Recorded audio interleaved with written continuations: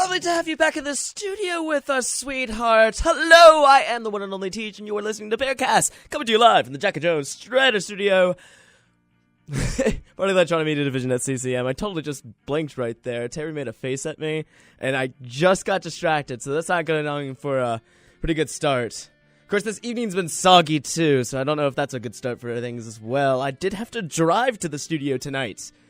And that's the first time I've ever had to do that because it's been so nice typically, but you cannot trudge out there. And I realized right then what's that, Terry? No, I'm not lazy. I already walked to campus twice today alone, okay? I figured the third time around, I could at least drive. You know, it was one of those things where I didn't want to come in here soaking wet, that sort of thing. It really isn't that. What do you call... How do you get to talk about lazy when I saw you on a golf cart going across campus earlier this week? You want to talk about lazy right there? Ugh. Ladies and gentlemen, and all you beautiful creatures out there listening, I am, of course, talking to my producer, Terry, who still refuses to talk on air, and it gets awfully tedious at some times, and, well, he's just a tedious person in general, and that's just a fact. It has to do with the fact, though, that, Terry, you usually drive to the studio anyways, alright? So it doesn't particularly matter. And I've realized, actually, driving to the studio, that I don't really save too much time. It was just, you know, not being soaking wet and sitting in this chair in this humid studio. Hello, things are warming up. Oh, boy. It has been a couple of weeks since we last spoke, and a lot of things have happened since then, actually. And I'm not talking politically, because I really don't want to talk about that. We are going to be free of that entirely for the next 2 hours, hopefully.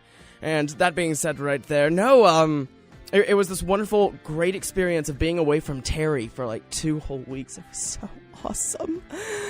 Oh, I felt like, you know, Julie Andrews sort of just like running about in a meadow and singing. It was fantastic. And it almost went to there, actually, because although I mentioned I was going to an Electric Six concert, you know how things go, all of a sudden people don't want to go, and then someone mentions camping, and so it goes, you know? That sort of bit right there, and so I did go camping for a couple of days, and it was so much fun, thanks for asking.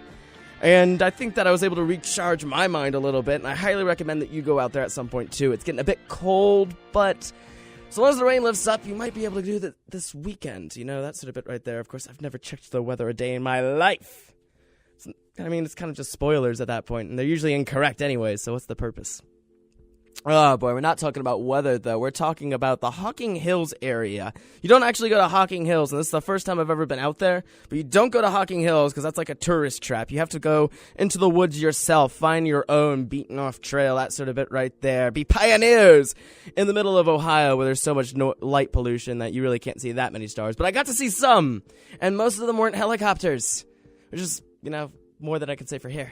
And so it was beautiful. It was wonderful. There was some isolation. I didn't see another human outside of my party. So when it was like a group of mates, it was real fun in that sort of sense. But I didn't see another human for over 2 days. You can't ask to do much more for that. And I didn't know it was possible in Ohio. You know? It just never comes about. I've gone camping a couple of times, but you still see those humans crouching in the bushes, that sort of thing. Piercing eyes. What do they want? What are they doing? That sort of sense right there. And where humans, they just creep me out a bit. Honestly, you humans out there. You're probably not a human though, of course. That just, you know, sort of niche my entire audience right there. Oy, don't want to do that.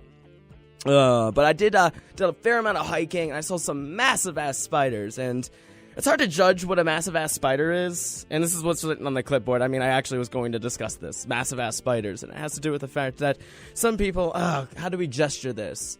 Some people, they say, like, oh, it was a giant spider, and it was, like, the size of, like, a silver dollar or something like that, which I don't know if is typically a unit of measurement anymore. But besides that fact, no, I mean, it was, like, okay, that's a, you know, it's a medium spider in my mind. I'm talking about a giant-ass spider. I'm talking about one the size of a plum. Yeah, it was disgusting. Oh, boy, but, you know, it was important to go out there and relax amongst nature, and some of it is terrifying, but most of it was awesome. And if I only had an ATV, there were some really cool trails out there. It was so beautiful, it was so serene, I was hearing music. And not just the music that we were playing, because that's just what you do while you're camping. No, I mean, like, the beautiful wind gusting through the trees, and they almost sing in that sort of sense right there. And if you haven't experienced that yourself, you need to just go outside. I'm diagnosing that for you. Dr. Teej isn't in tonight, but I am going to give you that prognosis at least, because it is very, very important, and you'll go insane otherwise. Of course, if I'm doing my job correctly, we'll all be insane by the end of the night. Sound good? Alright then, I'm gonna throw it over some music because I'm in a bit of a strange mood, and I think this song shall settle it nicely. Here's Peace Frog.